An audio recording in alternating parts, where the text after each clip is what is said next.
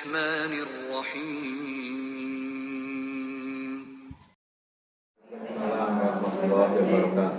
Alhamdulillah wa syukurillah, la haula wa la quwata illa billah. Asyhadu an la ilaha illallah wahdahu la syarikalah wa asyhadu anna Muhammadan abduhu wa rasuluh. Amma ba'd. Marilah kita bersyukur Allah. Allah yang senantiasa memberikan limpahan rahmat pada kita.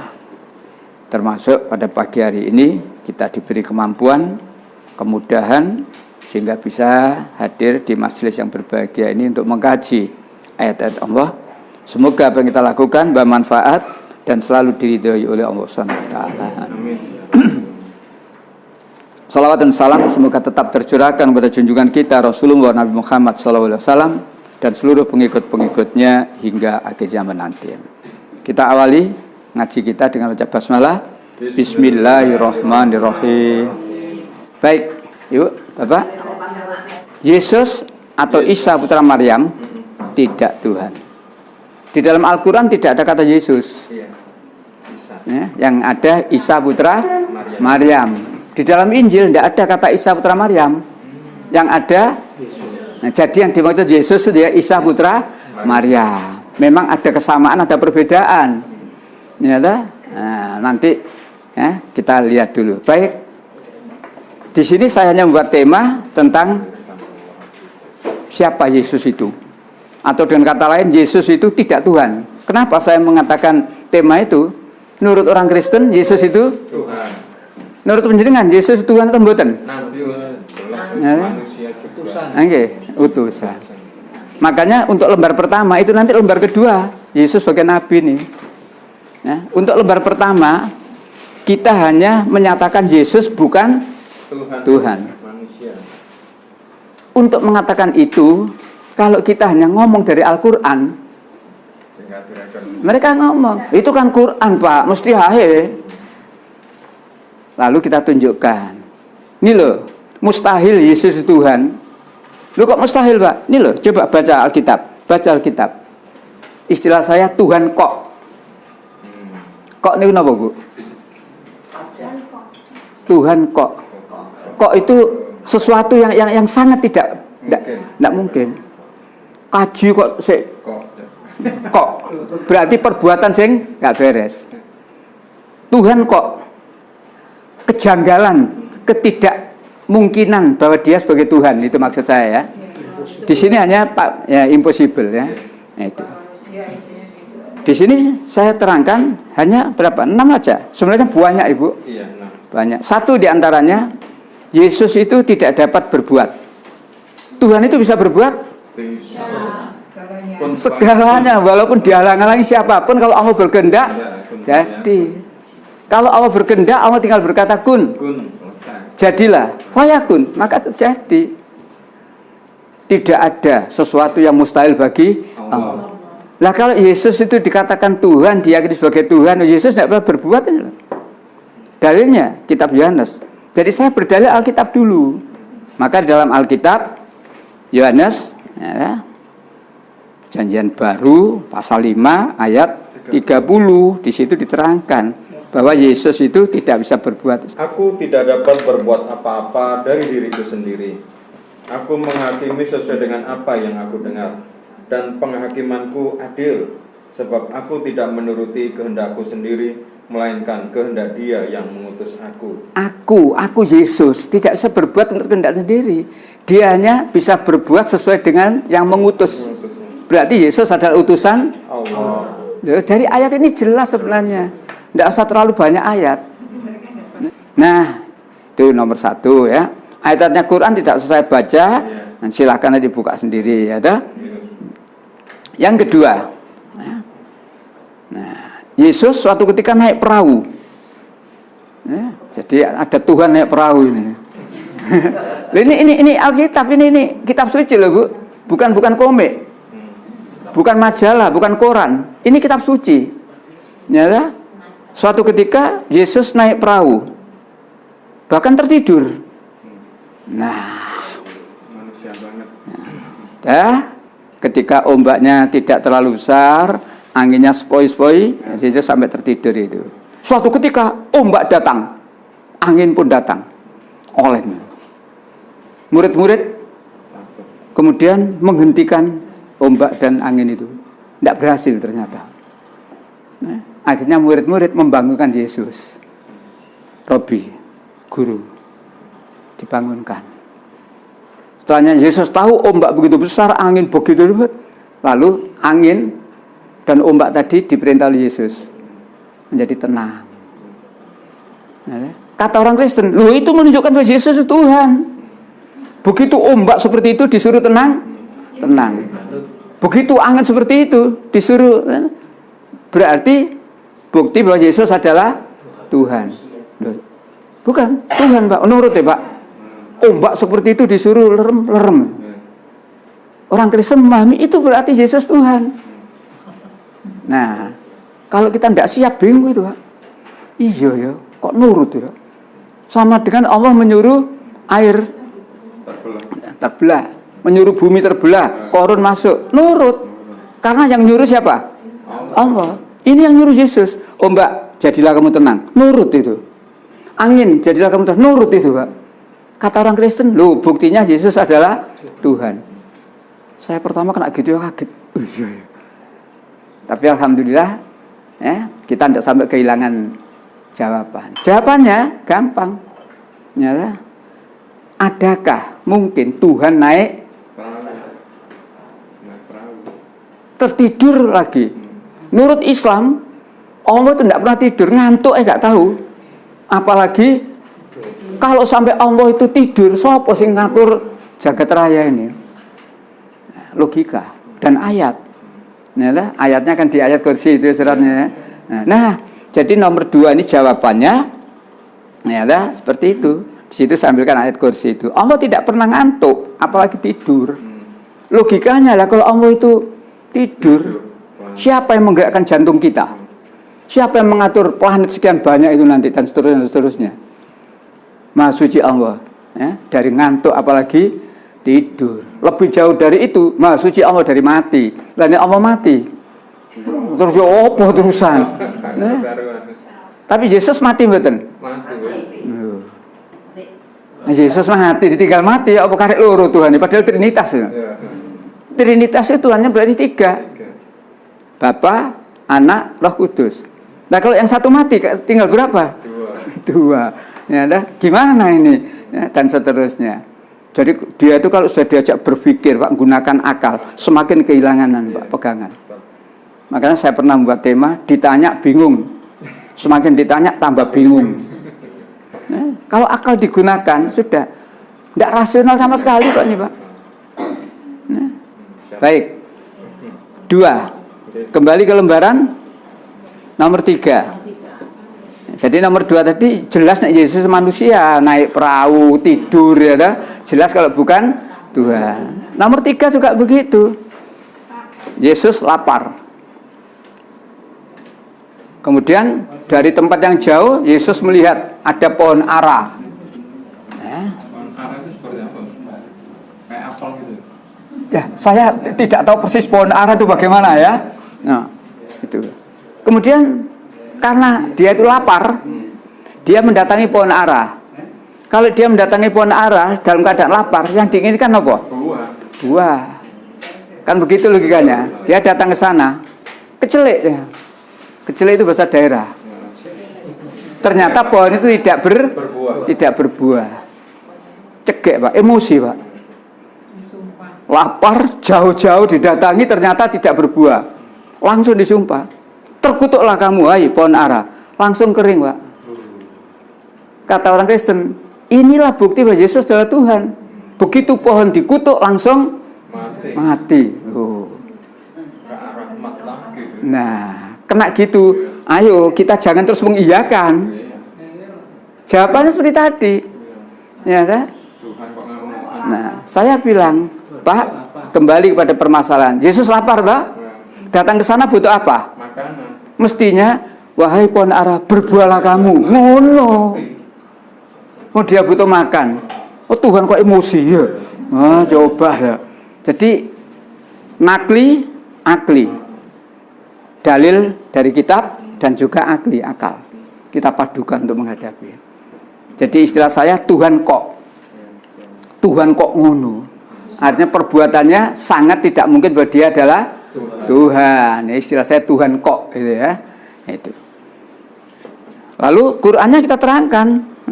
Jadi Injilnya kita terangkan itu ya. Pohon ara Matius 21. Di sini terangkan kisahnya memang jelas. Orang Kristen semuanya ngerti. Kisah pohon ara mesti ngerti, Pak. Jadi kalau dengan ketemu orang Kristen, aku ceritakan kisah pohon ara, kalau mesti ngerti. Yesus lapar mendatangi pohon, ya, dengan harapan dia mendapatkan buahnya. Tiba di kokono, tidak berbuah, kecelek, nesu itu ya. Tuhan emosi, gitu ya. Tuhan tadi menyuruh buahnya tadi berbuah. Itu mestinya gitu, wahai pohon ara, aku iki luwe, berbuahlah kamu, ngono tuh dipetik di maem gitu.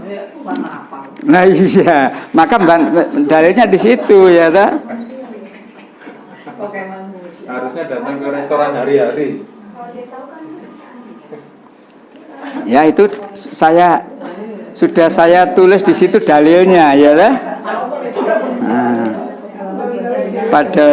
Nah inilah, ini kisahnya. Pagi-pagi. Pada pagi-pagi hari dalam perjalanannya kembali ke kota, Yesus merasa lapar. Terus dekat jalan yang melihat pohon ara lalu pergi ke situ. Terus. Tetapi ia tidak mendapat apa-apa pada pohon itu selain daun-daun saja. Mangkel. Terus. Katanya kepada pohon itu, engkau tidak akan berbuah lagi selama-lamanya. Tuh, dikutuk ya, nesu ya. Dan seketika itu juga keringlah pohon ara itu. Nah, ini menurut sampun, ini menurut orang Nasrani itu bukti bahwa Yesus itu Tuhan. Begitu mengutuk pohon langsung mati. Kalau tidak Tuhan tidak bisa begitu, Pak, katanya dia. Nah, mendengar gitu saya pertama iya. Tapi alhamdulillah akal waras datang ya. Nah, Pak, Yesus itu Tuhan. Ya, Tuhan kok lapar. Ya. Lebih-lebih Tuhan kecelek. Iya. Ya. Makanya Tuhan kok kecelek. Jadi yang pertama Tuhan kok lapar. Yang kedua Tuhan kecelek. Menganggap pohon ada buahnya. Setelahnya kecelek, emosi. Wes sama sekali ya. Beginilah Ibu. Jadi kalau kita dialog itu sekali lagi harus cukup dalil. Ya, harus cukup dalil ya. Jadi jangan ngeyel-ngeyelan. Baik, kita lanjutkan nomor 4. Tidak mengetahui kapan hari kiamat. Loh, Tuhan tapi tidak tahu tentang hari kiamat. Ya. Ibu Bapak, Nabi Muhammad tahu tentang hari kiamat? Tidak tahu. Mengapa tidak tahu? Yang tahu kan hanya Allah. Yang tahu hanya Allah saja. Muhammad bukan Allah. Betul. Maka Nabi Muhammad tidak tahu. Tapi di Al-Quran diterangkan kiamat itu pasti terjadi. Adapun kapan waktunya Allah yang maha tahu. Tanda-tandanya tapi kapan tidak akan bisa terjawab. Ya, kiamat itu termasuk salah satu di antara 5 rahasia Allah. Ya, di Al-Quran ada 5 rahasia Allah ya. Salah satunya kiamat. Surat 31 ayat terakhir, ayat 34. Tanda-tanda kiamat. Oh, bukan tanda-tanda kiamat, maaf. Rahasia Allah. 5 rahasia Allah. Salah satunya kiamat. Sesungguhnya hanya di sisi Allah ilmu tentang hari kiamat. Kiamat. Yang kedua, Dia yang menurunkan hujan. Yang ketiga, mengetahui apa yang ada di dalam rahim. apa yang ada dalam rahim. 4, dan tidak ada seorang pun yang dapat mengetahui dengan pasti apa yang akan dikerjakan besok. terakhir, Tidak ada seorang pun yang dapat mengetahui bumi mana dia akan mati. Sungguh Allah Maha mengetahui, Maha mengenal. Quran itu kalau kita baca toh gak sampai 1 menit beres. Tapi kalau kita kaji satu ayat ini 2 jam untuk pengajian umum tidak habis, insya Allah saya, Pak. Satu ayat ini untuk pengajian umum tidak habis saya. Kiamat. Hanya di sisi Allah ilmu tentang kiamat. Di Al-Quran itu kalau tidak salah ada 8 surat yang banyak tentang kiamat. idza zulzilatil ardu zilzalaha, Al-Qari'ah dan sebagainya. 8 surat insya Allah di situ banyak bicara tentang kiamat. Kiamat itu pasti terjadi. Ibu bapak yakin kiamat masih terjadi? Pasti. Ya, kapan terjadinya? Memang rahasia Allah ini. Dan tidak Quran toh, ibu bapak, Yesus yang ngomong begitu. Makanya di sini saya kaitkan ayatnya. Ya, nomor 4, Yesus tidak mengetahui kapan hari kiamat. Dalilnya Injil Markus pasal 13. Putri bawa Alkitab nggak Putri? Nah, tolong Putri. Markus 13 ayat 31 dan 32. Enggak. Langit dan bumi akan berlalu, tetapi perkataanku tidak akan berlalu. Tetapi tentang hari atau saat itu tidak seorang pun tahu. Malaikat-malaikat di surga tidak, dan anak pun tidak, hanya Bapa saja. Hanya Bapa saja. Jadi yang tahu tentang kiamat itu hanya Bapa. Maksudnya Bapa siapa? Allah saja. Malaikat tidak tahu. Anak Yesus yang katanya anaknya Tuhan tidak tahu. Berarti Yesus bukan Tuhan. Wah, kalimatnya jelas loh. Makanya kalau kita tahu isinya Alkitab, makanya Rasulullah itu mengatakan dalam sebuah hadis, kalau orang ahli kitab membawa Alkitab, menunjukkan Alkitab kepadamu, jangan kamu tolak. Jangan kamu tolak seluruhnya. Tapi jangan kamu terima seluruhnya. Jadi hadis Rasulullah itu betul-betul kita harus menjadi orang kritis. Jangan kamu tolak seluruhnya. Kenapa? Ada benarnya. Di dalamnya ini masih ada sisa-sisa firman Allah yang asli. Tapi jangan kamu terima seluruhnya. Kenapa? Sudah dicampur. Di sini sudah banyak ayat tidak karuan. Lalu sikap kita bagaimana? Kritis. Kritisnya gimana? Al-Quran sebagai alat koreksi. Nah, mana ayat yang sesuai yang sama dengan Al-Quran, itulah firman Allah yang belum dirubah. Babi haram sama dengan Al-Quran, berarti itu firman Allah yang belum dirubah. Nah, apalagi kalau diteruskan, di sana memang ada tapi kemudian ditambah. Kalau kitab yang cetakan, jadi ada tiga urutan.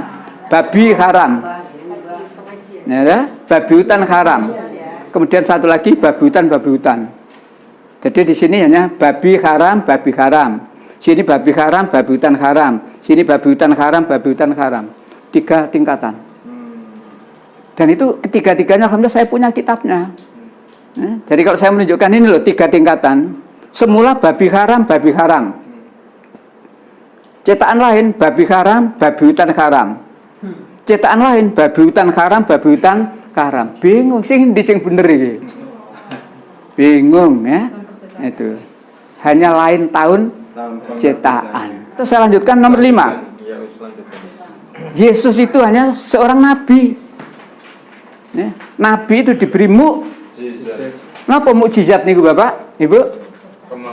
Maka Nabi Isa atau Yesus diberi mukjizat oleh Allah. Yesus bisa menyembuhkan orang yang sakit ini, sejalan Yesus ini. Bahkan Yesus bisa menghidupkan orang yang sudah mati. Kata mereka, karena Yesus Tuhan, Pak. Jadi Ibu barangkali dipameri, Bapak barangkali dipameri orang Kristen, Yesus itu Tuhan. Buktinya menyembuhkan ini bahkan Yesus bisa menghidupkan orang yang sudah mati. Tidak usah grogi.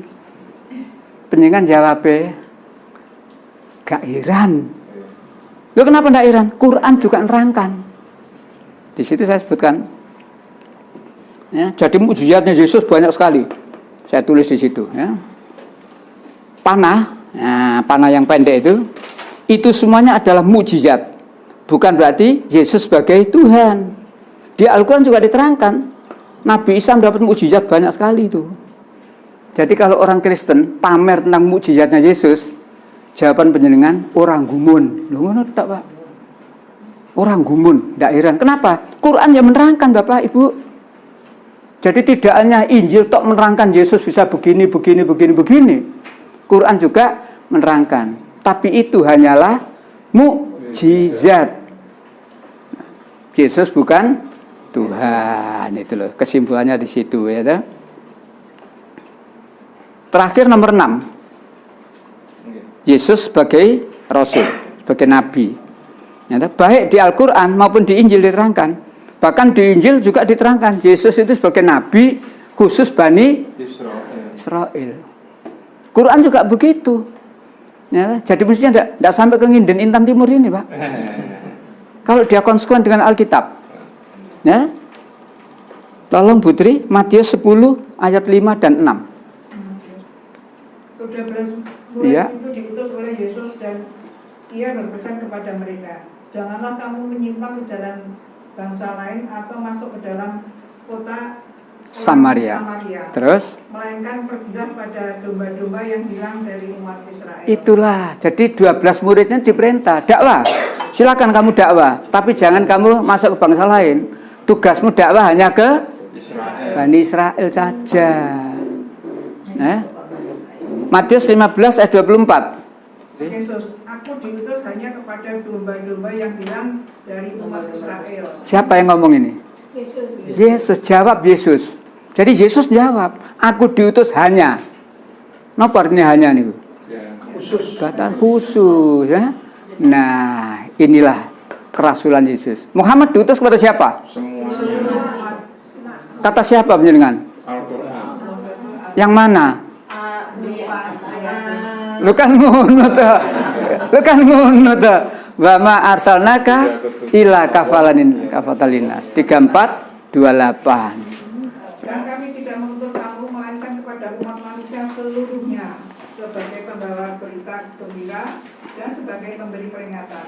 Tetapi kebanyakan manusia tidak mengetahui. Jadi Nabi Muhammad diutus oleh Allah untuk seluruh manusia. Manusia yang mana? Walaupun di situ ada seluruh loh ya. Manusia yang menangi ketika Nabi Muhammad diangkat jadi nabi. Manusia yang tidak menangi, sudah ada nabi-nabi.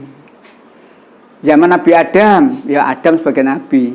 Zaman Nabi Nasrani. Jadi yang dimaksud seluruh manusia itu manusia yang menangi. Sejaman dengan ketika Muhammad diangkat menjadi nabi. Jadi orang yang hidup sejaman itu dan sampai sekarang sampai akhir zaman harus mengikuti Nabi Muhammad. Kita ini alhamdulillah Bapak Ibu. Pengen pernah ketemu Nabi Muhammad? Kok beriman? Kita ini ya, istilah saya, kita ini makhluk langka, Pak. Makhluk langka kita ini. Wong tidak tahu ketemu, tapi yakin loh. Hanya dengan ayat-ayat yakin. Orang yang hidup sejaman, termasuk pali-pali gak iman loh, Pak. Padahal tiap hari kumpul punaan itu Nabi. Abu Jahal, Abu Lahab, mbok abu-abu sing liyane. Nyala. Kumpul Nabi tapi tidak percaya. Malah dia berusaha akan membunuh Nabi. Jadi kalau kita ini tidak pernah menangi Nabi, tidak pernah hidup dengan Nabi, tapi kita beriman, subhanallah, luar biasa, Pak. Terus mengikuti sunnahnya sama Al-Quran bisa? Ya, mengikuti dua-duanya. Aku tinggalkan kepadamu 2 perkara, kata Rasulullah. Jadi Rasul sebelum wafat berkata, aku tinggalkan kepadamu 2 perkara, 2 pusaka. Kamu tidak akan tersesat selama-lamanya selama kamu mengikuti 2 ini. Apa 2 ini? Al-Quran, Al-Hadis.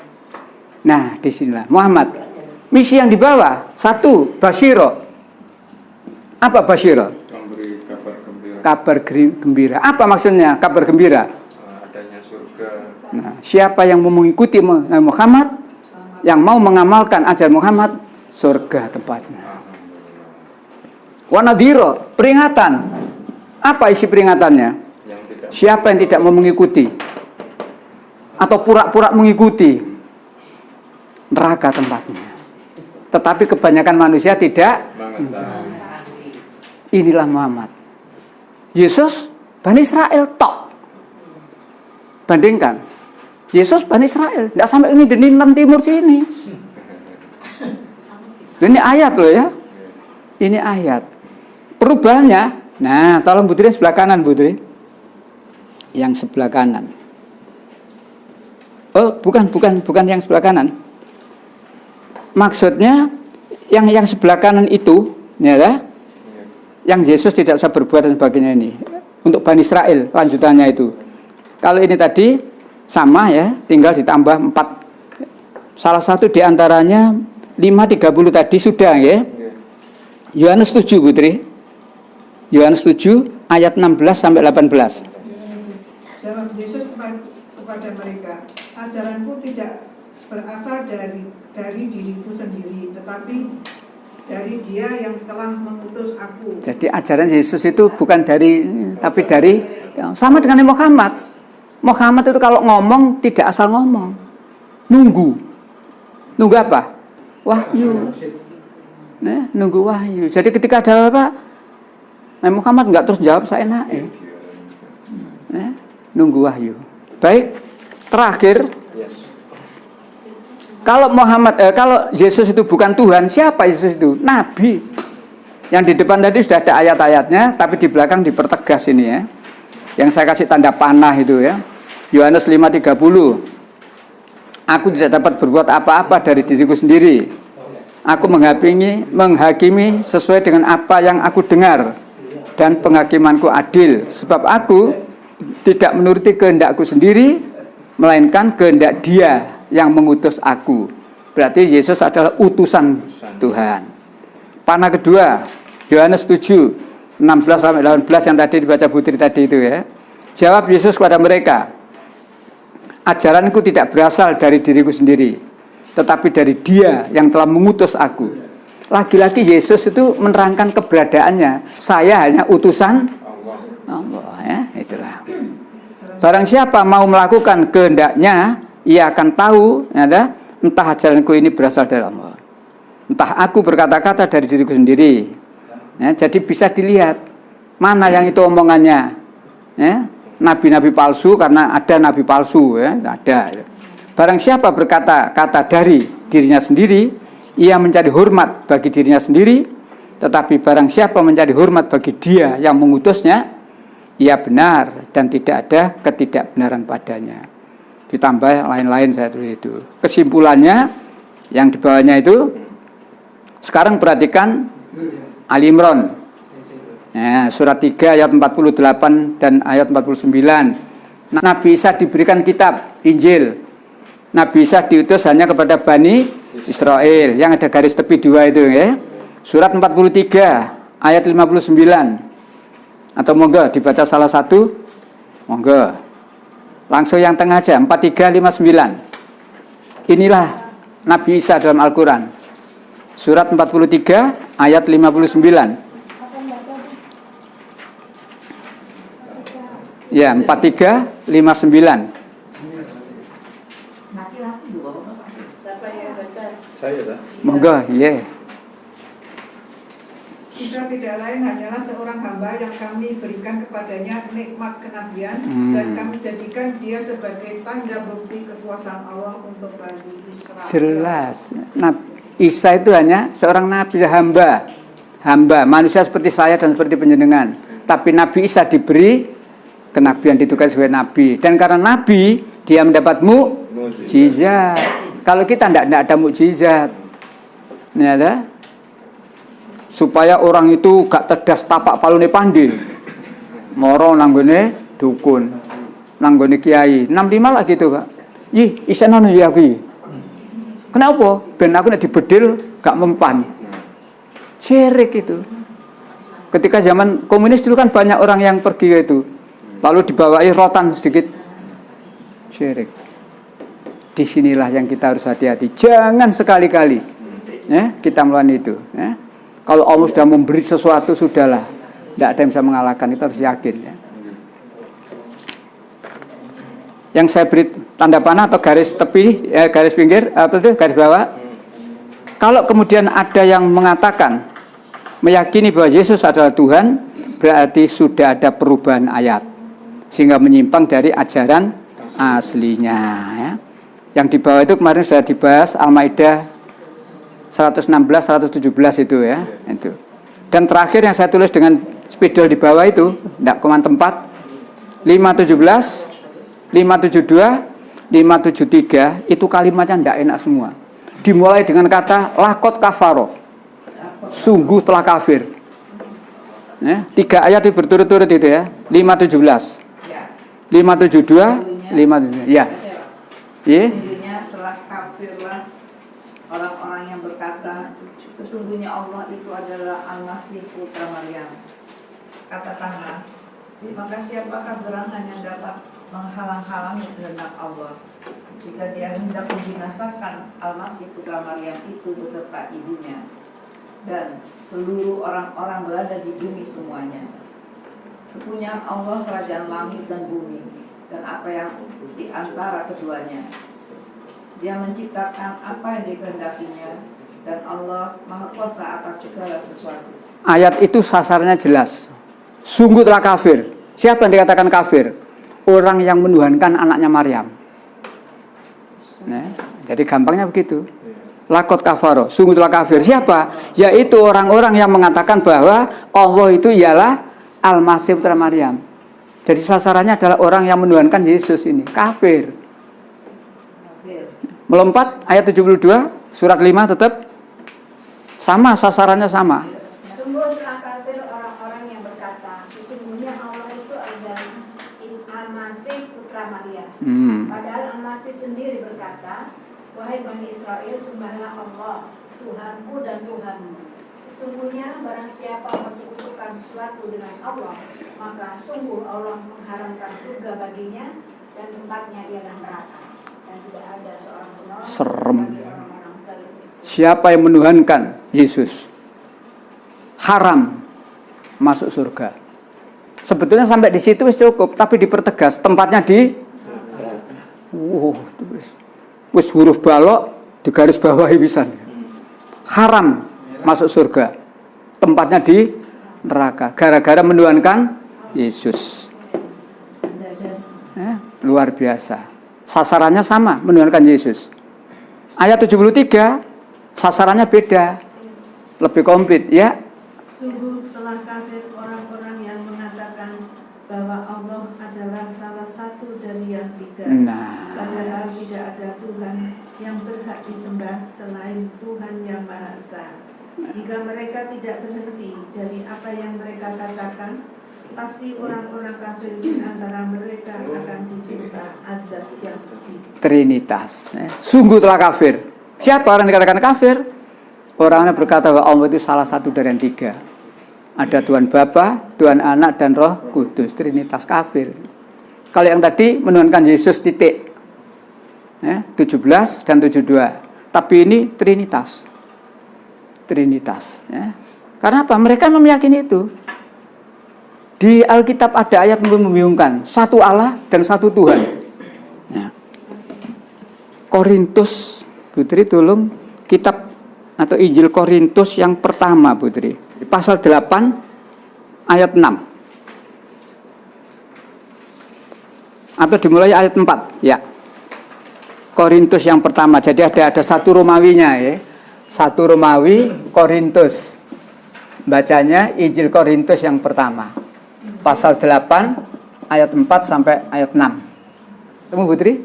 Tentang hal makan daging persembahan berhala, kita tahu tidak ada berhala di dunia dan tidak ada Allah lain daripada Allah yang Esa. Tidak ada Allah selain Allah yang Esa.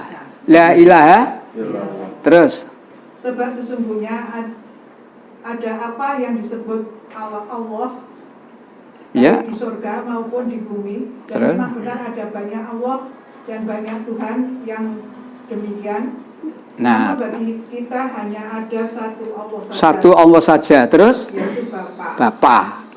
Terus Yang daripadanya berasal segala sesuatu dan yang Nah. untuk Dia kita hidup. artinya semuanya yang ada itu dari Bapa, Tuhan Allah.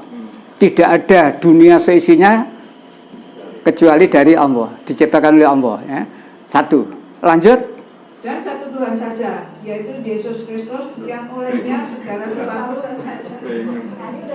Ini telah dijadikannya dan yang karena Dia kita hidup.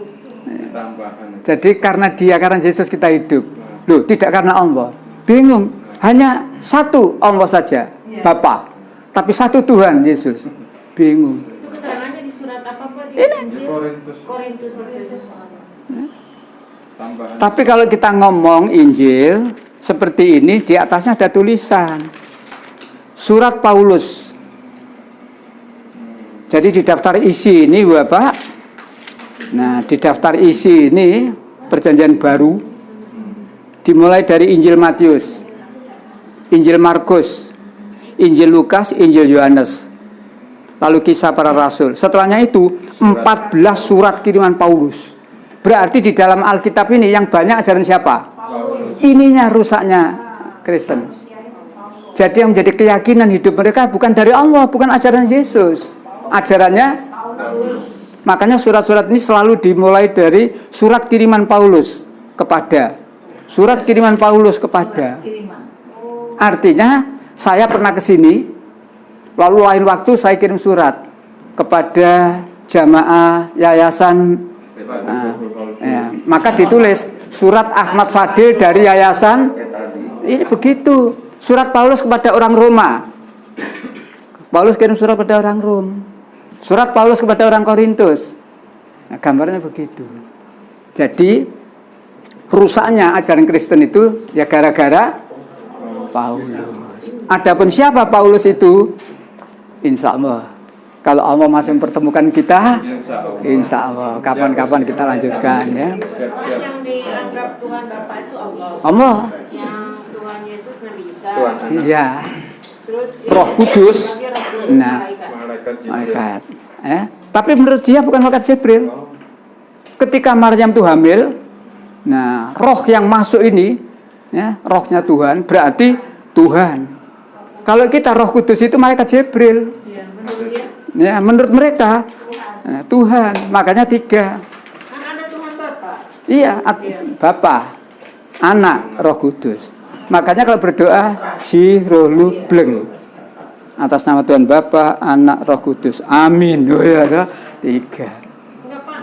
Minta kepastian lagi Tuhan Bapa menurut mereka Allah. Yesus Isa. Anak. Yang Roh Kudus. Iya, jadi Roh Kudus itu rohnya Allah yang ditiupkan oleh Allah kepada kehamilan Maryam itu.